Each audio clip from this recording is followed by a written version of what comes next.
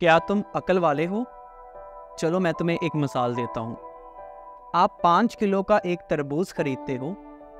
उस तरबूज के ऊपर से आप छिलका उतारते हो, जो कि कमोबेश 1 किलो बनता है, यानी कि 20 पीस। तो क्या आप परेशान होते हो कि मैंने 1 किलो का छिलका उतार लिया? चले मिसाल बदल देता हूँ। या कभी ये सोचा कि चलो तरबूज को छिलके के समेत ही खा लेता हूँ, ताकि ये 1 किलो ज़ाया ना हो जाए? नहीं, बिल्कुल नहीं।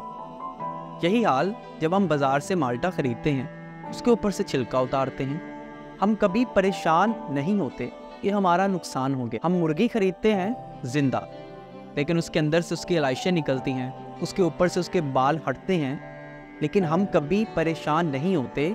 ना ही हम कभी सोचते हैं कि इन समेत ही इनको खा लिया जाए, क्योंकि ये तो सारी हमारी है। तो फिर गौर से सुनिएगा, 40,000 पे 1,000, 1,00,000 में से 2,500 देने पर हमें तकलीफ क्यों होती है? तुम अकल वाले हो?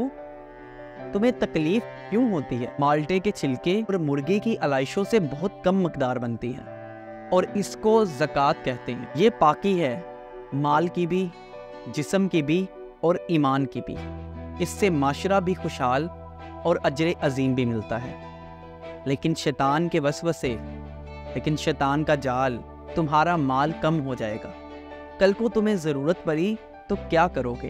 हालांकि इंसान इस चीज़ पे यकीन करने से कासिर है कि जो राज़िक कल था वो आज भी है और हमेशा कायम रहने वाला है।